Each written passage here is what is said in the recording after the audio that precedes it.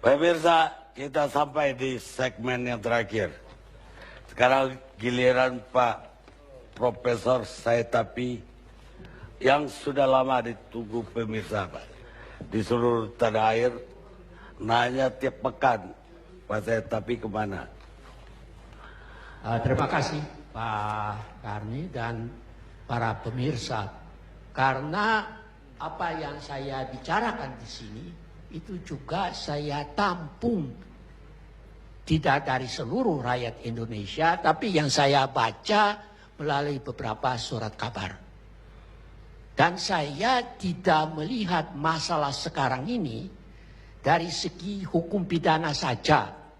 Ini supaya para pengacara, para dosen, dan semua yang merasa diri ahli itu sadar. Saya melihat hal ini dari segi kriminologi. Mengapa? Karena 22 tahun yang lalu tidak ada satu orang pun di sini yang minta polisi keluar dari ABRI. Polisi waktu itu kuyu-kuyu begitu. Saya tidak tahu sampean atau bapak yang terhormat waktu itu sudah masuk Polri apa belum. Karena itu saya bilang juga sama Presiden SBY, tidak boleh Polri berada di dalam Angkatan Darat dan juga tidak boleh itu di Departemen Dalam Negeri karena itu mengingatkan saya kepada masa kolonial. Coba saudara-saudara yang mengerti bahasa Belanda baca biografi dari Dr. H.J. van Mook yang sekarang ini.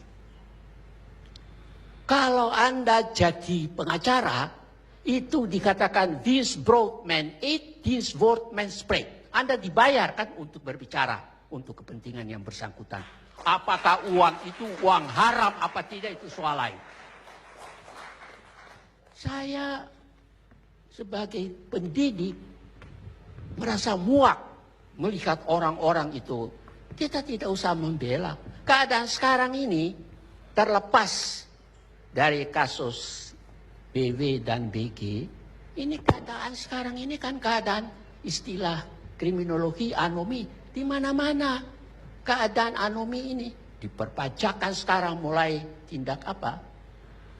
Orang yang muji-muji pengadilan, Anda juga tidak tahu. Dulu waktu saya lulus tahun 58, tidak pernah saya dengar ada hakim minta perempuan. Sekarang hakim minta perempuan. Coba bayangkan itu. Jadi kalau para pengacara puji-puji pengadilan, waduh, jangan-jangan ikut main juga. Meskipun saya tidak punya bukti.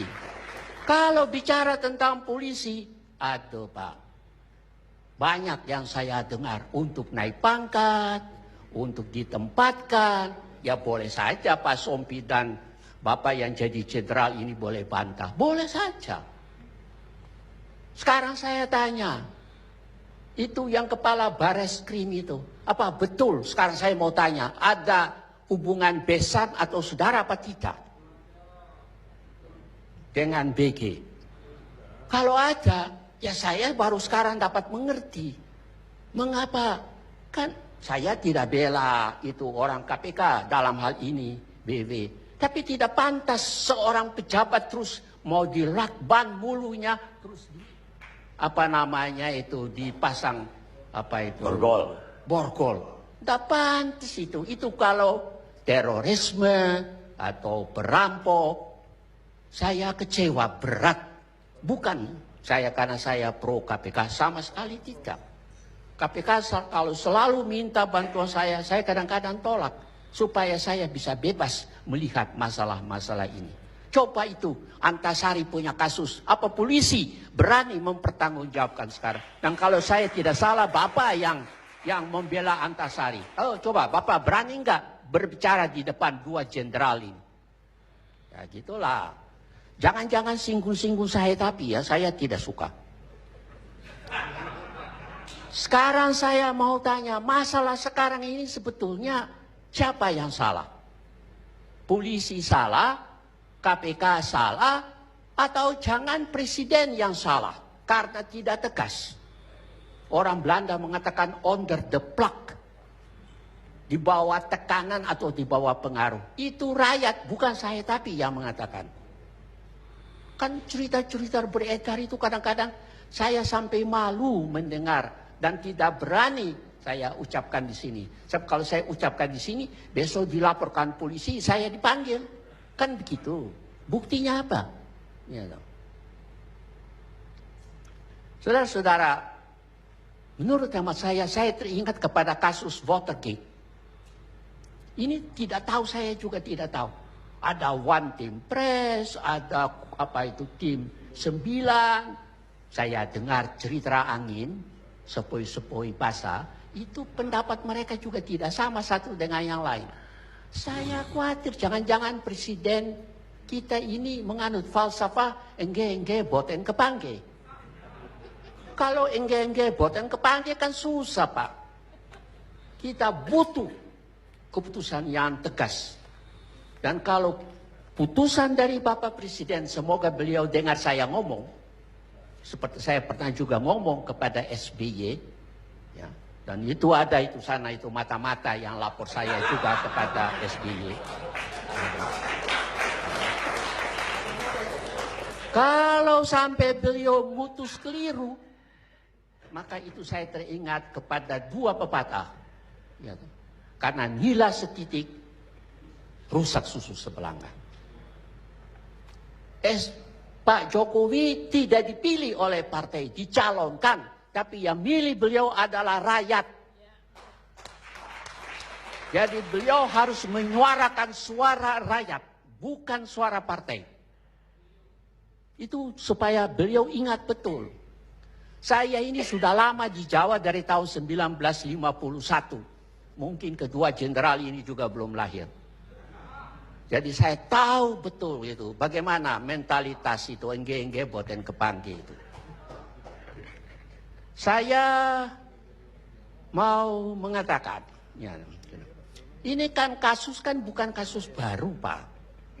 Polisi sama KPK ini. Saya masih ingat cicak versus buaya itu yang pertama, ya toh. Ya, kasihan juga itu orang yang pada waktu itu. Saya mengatakan ketika orang bilang, lu cicak itu kecil, tapi di istana ada, di rumah orang miskin ada. Buaya itu cuma hanya di tempat-tempat yang kotor makan bangkai. Kemudian terjadi kasus itu lagi, Baswedan itu. Kasus yang sudah lama di Bengkulu mau diutik-utik lagi. Saya tuh kadang-kadang bertanya sih, ini polisi mau apa?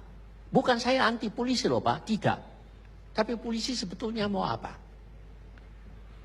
Kemudian kasus peraturan lalu lintas yang jenderalnya itu ditangkap itu. Itu yang ketiga. Jadi menurut hemat saya, kan presiden itu punya ahli-ahli kan banyak, lulusan luar negeri.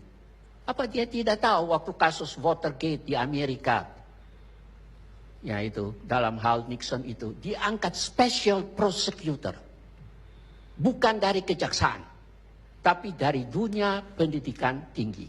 Tapi sekarang saya sudah ragu-ragu, apa bisa ambil orang dari dunia perguruan tinggi, sudah terlibat narkoba, terlibat macam-macam, ngomong Inggris saja nggak bisa, bergelar profesor.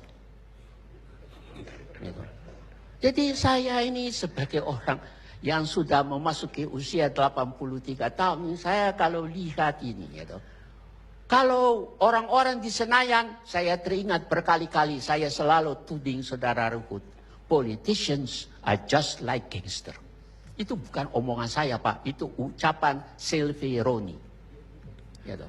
Nah, jadi saya berharap apakah presiden mau kasih keluar perpu, ya, atau apa, ya itu urusan saya. Tidak ingin memberi nasihat kepada orang-orang pandai dan orang-orang yang punya kedudukan tinggi ini.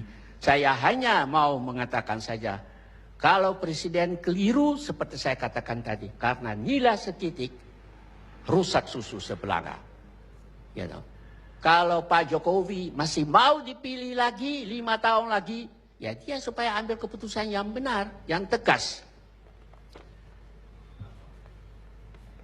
Pak Karni, ya karena ini semua SH ya. Kalau terhadap murid saya selalu bilang, yuk mau sekolah apa? Jadi SH. Sarjana halal, bukan sarjana haram. Saya tidak tahu berapa banyak di dalam ruangan ini yang sarjana haram. Saya tidak tahu. Tapi saya barangkali punya perkiraan 99,sekian% halal itu loh kira-kira. Biar masing-masing saja yang memutus dalam hatinya sendiri. Pak, saya mau kembali lagi. Saya mau titip pesan kepada ini Bapak yang saya nonton tiap-tiap kali wajahnya di televisi. Tolong sampaikan. Ya, toh. Kalau itu terorisme boleh diborgol lah. Tapi kalau itu pejabat jangan diborgol. Itu rekayasa tingkat tinggi. Kenapa Pak? Saya tidak sampai sebegitu Pak. Kalau everyone is equal before the law, polisi tidak, ya dor. Tidak kan Pak. Zaman Pak Harto juga kan begitu. Ya, Enggak. Ini pertanyaan ke polisi, bukan Frederick yang harus ini jawab. bukan everyone is equal before the law. Tapi ada etiknya Pak. Ada etiknya. Ya boleh, tapi Silakan Pak. Baik Pak. Nanti kalau ada waktu saya, sekali lagi Bapak jauh lebih senior daripada saya. Usia tadi udah nyampaikan baru lahir terus Pak ya. Cuma mohon usia tidak harus kemudian yang lebih muda menjadi lebih bodoh daripada yang lebih tua Pak. Presiden Obama itu lebih muda, umurnya 40-an tahun Pak. Tapi dia jadi presiden, tidak berarti dia kemudian kalah dengan pada yang lebih tua gitu Pak. Tolong juga baca nanti di Google saya Pak. Why all United States police officers always handcuff suspect. Tolong dibaca itu Pak. Semua SOP polisi Amerika dia harus handcuff suspect. Kenapa? Kalau Bapak baca lagi penjelasannya, psikologi orang yang menjadi tersangka, siapapun dia, kita tidak tahu. Penegak hukum polisi tidak tahu bagaimana. Mungkin seseorang, katakanlah Bapak yang terhormat, begitu kemudian ditangkap, dikeluarkan, pasti psikologi akan jatuh. Kemudian pada saat jatuh, mungkin akan timbul perlawanan atau argue segala macam dari yang terendah sampai tertinggi, sampai mengancam. Maka polisi tidak mengambil risiko. Polisi Amerika Pak, nggak mau ngambil risiko. Bapak lihat di TV, mau pejabat, mau apa, tangkap, handcuff, masuk mobil, kepala ditaruh. Di Korea Selatan, mantan presiden Pak, yang kasus korupsi, diborgol Pak. Oke. Ya Tapi ini saya mau kasih tunjuk kepada Bapak, Bapak silakan baca keadaan di Norwegia. Pernah tahu penjara Botsfengslet? Lu jangan begini-begini, saya tanya, pernah tahu, pernah dengar? Tidak harus tahu. Iya Andika, Pak. itulah. Sama dengan Bapak tadi, Pak. Bapak juga masalah tidak tahu. polisi itu ada kaitan dengan kultur. Kan gitu kan. Masalah ada kaitan dengan kultur. Itu Botsfengslet penjara, itu pintu dibuka tidak ada satupun narapidana yang melarikan diri. Coba di Indonesia dan di Amerika. Ya toh. Kalau Bapak bicara Amerika, Bapak juga harus belajar secara kriminologis polisi itu fungsinya apa. Jangan hanya ambil sepotong yang menguntungkan Bapak saja. Oh kebetulan saya masternya juga di bidang polisian Pak. Loh, Bapak Di luar baca. negeri. Iya, tapi kalau Bapak master atau doktor pun Iya Bapak masa di bidang bodoh. hukum, saya di bidang kepolisian. Betul. Ya, boleh saja. Tapi it doesn't guarantee that you are the right one. Kan begitu. Nah itu jadi saya mau kemukakan itu hanya. Saya tidak membela saudara Bambang. Tapi saya kira tidak pantas, tidak etis. Kalau terus langsung diborgol. Saya kira itu sorry. Tidak bisa. Ya, toh. Apapun yang Bapak kasih mukakan alasan pun. Tidak etis. Ya, toh. Itu tidak berarti bahwa saya anti polisi, sama sekali tidak. Saya ini sedang mencoba sebagai pendidik meluruskan apa yang bengkok dan mengatur apa yang tidak benar. Ya, sekarang saya mau kemukakan hal terakhir. Memang kalau saya lihat, ya ini angka ini saya kutip dari koran. Bapak bisa buka sendiri dari Kompas. Ini Bapak lihat ya, polisi ini pada bulan Juni, ya, pada bulan Juni 2011 polisi 53, angka 53. Pada Desember 2014 sudah turun jadi 46,7. Kalau Bapak tidak sepakat, protes saja sama Kompas. KPK itu 57,3, itu jadi 80,2. Oke lah. Jadi menurut hemat saya, supaya saya tidak nanti dikira anti polisi, kalau mau keluarkan perpu boleh saja. Ya, saya tidak keberatan. Tapi saya lihat itu pengalaman itu di Senayan itu tadinya bermusuhan sampai ada DPR tandingan. Kok tiba-tiba begitu mesra, gitu. Lalu tiba-tiba datang bicara dengan Jokowi. Saya bukan seorang politisi, apalagi bukan seorang politikus, gitu. Tapi saya melihat there is something wrong di dalam cara berpikir kita dan di dalam cara kelakuan kultur kita. Saya berharap saja Pak Karni, Bapak nanti bisa cek besok. Apakah orang-orang yang mendengar suara saya omong ini saya keliru atau salah. Terima kasih. Terima kasih, Pak.